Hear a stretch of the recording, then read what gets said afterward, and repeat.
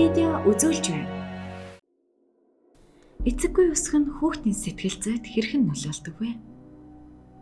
Хүний хүүхэд насндаа туулж өнгөрүүлсэн амьдрал, тохиолдсон зүйлс нь хожим түүний сэтгэл зүйд маш хүчтэй нөлөө үзүүлдэг. Тэгвэл эцэггүй өсгөх нь сэтгэл зүйд яаж нөлөөлдөг талаарх шинжлэх ухааны тайлбар олон хүнийг цочирдуулж сэтгэлийг нь эмзэглүүлсэн юм. Үүнээс хамгийн цочирдсан баримт нь эцэггүй өсгөх нь тархины бүтцийг бүр мөсөн өөрчилдөг гэх өгүүлбэр байлаа. Бүр мөсөн гэд боддоо тэгвэл өөр ямар сөрөг нөлөө үзүүлдгийг доорх нийтлэлээс үзээрэй. 1. Төрөмгийн хандлагатай байдаг. Сэтгэл зүйн судалгаагаар эцэггүй өссөн хүүхдүүд илүү төрөмгийн хурдан урлах хандлагатай байдгийг тогтоожээ. Гэвч энэ нь заавал гаднаа илэрх албагүй бөгөөд дотроо уурлах нь илүү дотуур тамиртай, аюултай болгодог байна. Чимээгүй уур нь таны дотор нэгэн мангасыг бий болгож тэр нь тантай хамт өсөж томрох болно. Үүнээс үүдэн уур уцаар таны эрүүлэр сэтгэх чадварыг алдагдуулдаг төдийгүй эрч хүч, энерги зарцуулж болох хамгийн үр ашиггүй зүйл юм. Мөн хамгийн аюултай нь тэрхүү уур хилэн төрөмгийн байдал нь үр удамдтай нь уламжлагдах эрсдэлтэй. 2. Сэтгэлийн хямралд өртөмтгий.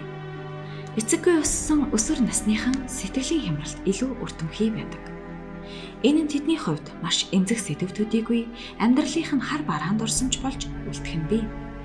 Мөн хорвоо дээр цор ганцаараа мэт санагдаж өөр хин ч өөрийг нь бүрэн ойлгохгүй мэт сэтгэгдэл төрдөг байна. Гэсэн ч тэд ихэвчлэн найз нөхөд бусад дотны хүмүүсийнхээ тусламжтайгаар энэ бүх таагүй мэдрэмжүүдийг даван туулж чадна. Амьдрал бол олон талаараа багийн спорт, тиймээс эргэн тойрны хүмүүсээсээ сэтгэл зүйн дэмжлэг авахаасаа бүү. 3. Өөрийгөө дутуу үнэлэх хандлагатай. Эцэггүй өсгөх нь өөрийгөө үнэлэх үнэлэмжид мөн нөлөөлдөг. Учир нь тэдгээр хүүхдүүд аав нь хажууд нь байхгүй шалтгааныг үргэлж өөртөөгөө холбож ойлгодог байна. Ингэснээр улам дотогшоо болж бусдтай нээлттэй харьцахаас зайлсхийдэг байна. Найз нөхөд болон бусад хүмүүсийн хажууд ч өөрийнхөө байж чаддаггүй. Энэ тохиолдолд аавгүй өссөн шалтгаанаа өөртөөгөө холбож ойлгохоо болж сэтгэлийг тань дотроос нь шархлуулж буй бодлуудаасаа салах хэрэгтэй. 4. Сурлагандаа муу байх.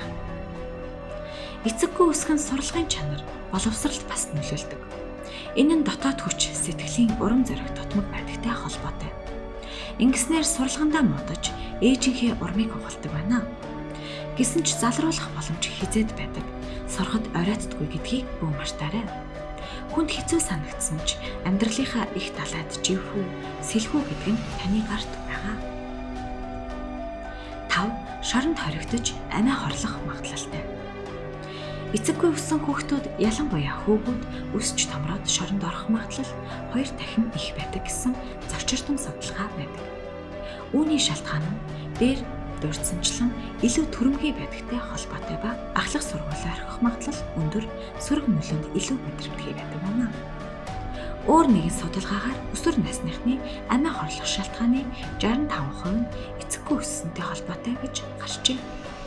6. Мансууруулах бодис дондох магадлалтай.